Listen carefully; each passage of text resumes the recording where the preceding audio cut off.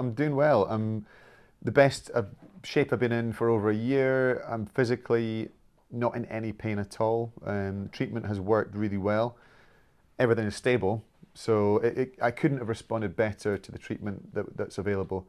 So basically, in the current situation, the best case scenario. So I'm very grateful. It's been an unimaginable year. 18 months ago, if you told me this is what was coming up, you couldn't have imagined it.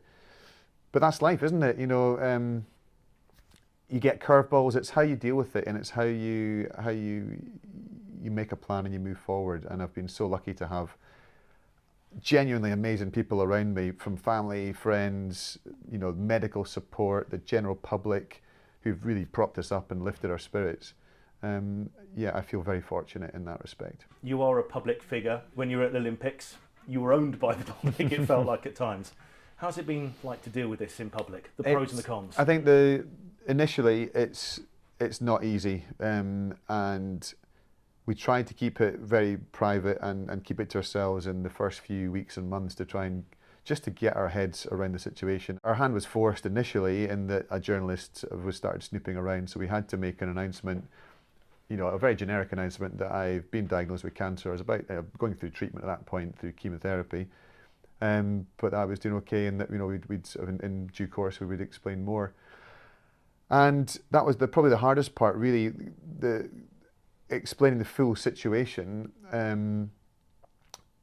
It was a big step, but I think we knew it was the right thing to do, and I think it's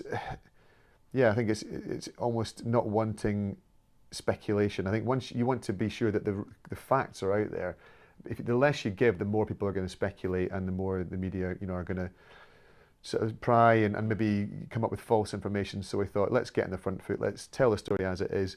One of the biggest motivators, I think, was it means that I can do something about, I can do a positive thing, which was to set up a charity event next year, the Tour de Four, and then you have a purpose. And for me now, this is my purpose.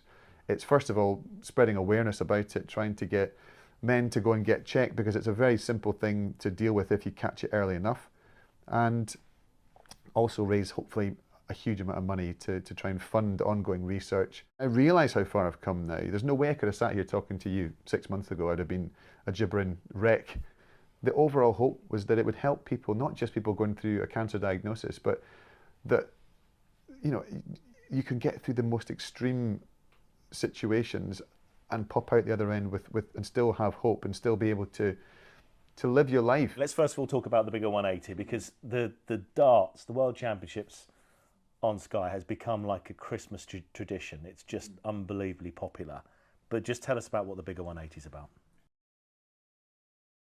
Fronted by Paddy Power, and the aim is to raise awareness about prostate cancer amongst a real targeted audience of men who perhaps, we're not the best about talking about our health. So this is really trying to get it front and centre, and to not just get the message across, but to get men talking to men about it, checking in your mates, saying, are you going to go into your GP? Are you going to get a test? Yeah, I'm going to get a test. Well, let's get it booked in together. Go to the online checker, the risk checker, find out if you're high risk, find out if you need to get a PSA test. All these things that don't get talked about. So this campaign is going to be massive in terms of raising awareness.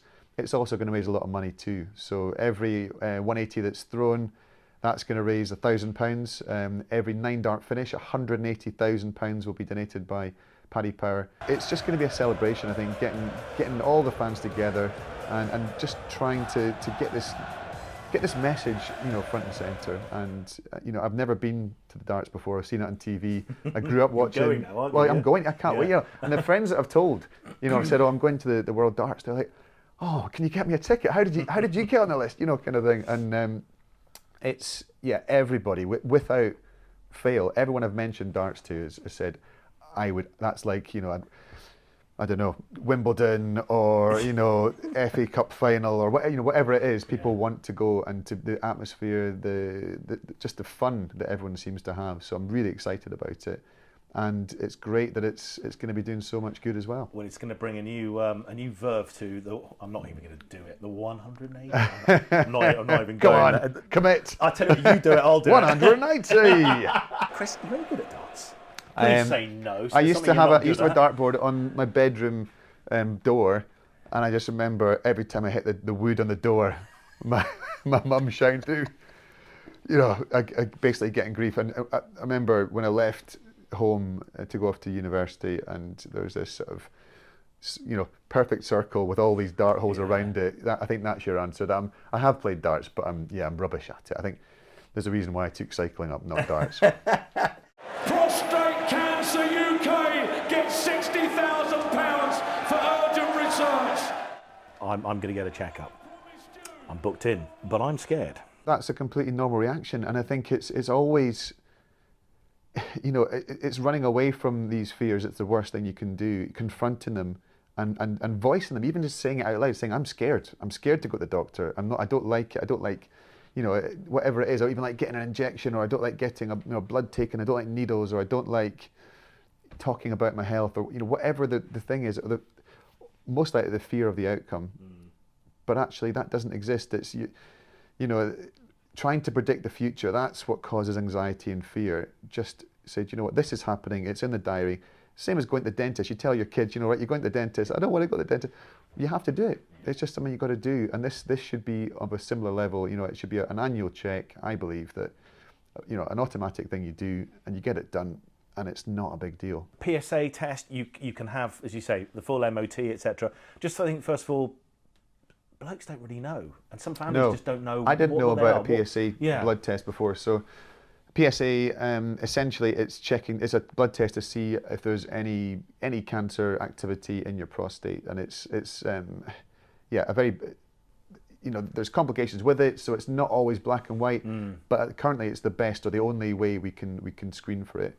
There are new screening methods, which is part of where the money from the Big 180 is going to go toward. Bigger 180 is going to go towards. Transform. It's a new screening process that Prostate Cancer UK are coming out with soon, so it will be groundbreaking. But until then, a PSA blood test is the main thing. You go to your doctor, well, first of all, just go online. 30 seconds. There's an online risk checker Prostate Cancer UK has. You put in your age, you put in your family details, and it'll tell you, go and ask. Any old search engine, just go in and they put what? Prostate Cancer UK risk checker. And it will bring it up, and if you're over 45 and you have a history of prostate cancer in your family, if you're black, there's different factors that increase your risk. So 1 in 4 black men will have prostate cancer in their lifetime, 1 in 8 otherwise. And so these are all the things that you do. I'm in a higher risk. Doesn't mean that you're definitely going to have it, or you don't need to panic if that is the situation. It just means, get on it now, sort it out, do it sooner rather than later. From your journey, your professional career as a cyclist, to what you're trying to achieve now, how can be an Olympic champion? Where has it helped you? Where has it just helped navigate that journey? What are you able to take from your career, your sporting career? I think one of the biggest lessons I learned in my sporting career was learning to control the controllables and to focus only on what you can affect and not worrying about the things that are happening around you that you have no control over. So when you get a cancer diagnosis, it's utterly terrifying. There's a million things that are flashing around your head.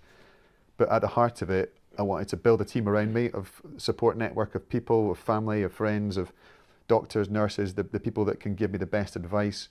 It was way too scary to Google all the different treatments and possibilities. I didn't want to know any of that, but I also didn't want to bury my head in the sand. So I got a medically trained person to basically be the buffer to. I had loads of questions which I wanted to find out about, and then I can bring them to my oncologist and talk to them about it. I think it's also having, I think it's going back to living for the day and actually enjoying the process of what you do, and not just focusing on that end goal, the gold medal or whatever the end goal is. The irony is in this, the end, you're trying to avoid the end goal, you're trying to delay that as long as possible. But appreciate the moment and appreciate the journey and appreciate the here and the now, which is something that I was good at in cycling. I enjoyed the training. I didn't enjoy the pain. I didn't enjoy that moment of, every day of putting yourself through the ringer, but I loved being part of the team. I loved riding my bike, on the track. It's an exciting thing to do, and I never lost that. And I enjoyed, being on a journey with a group of people that you were close with, all heading in the same direction, all working towards something. So yeah, I try and bring that across. And again, not engage with negative thoughts. Just say, do you know what?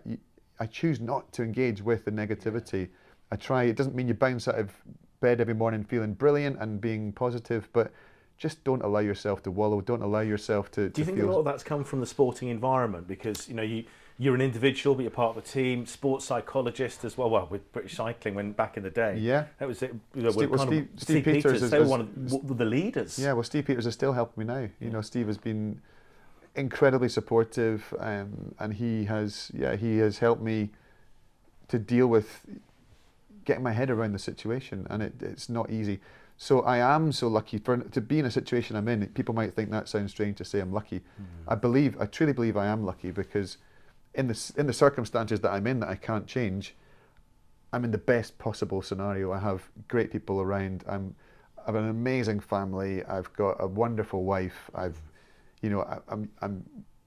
relatively young and fit and healthy, aside from the cancer diagnosis. I'm exercising every day. I'm trying to be disciplined with my diet and just stack the odds in my favour. Listen, it's Chris Hoy, you are a superhero, mate. Enjoy the darts. I haven't got a dartboard at home. Maybe I should go run out and get one. I think you should, mate. I think you should. The most Christmas present, that's what I'll ask for. The most important thing is that we hear the phrase 180 a lot. Exactly. Great stuff. Thanks for your time. Thanks, Chris. Likewise. Thank you. Cheers. Cheers.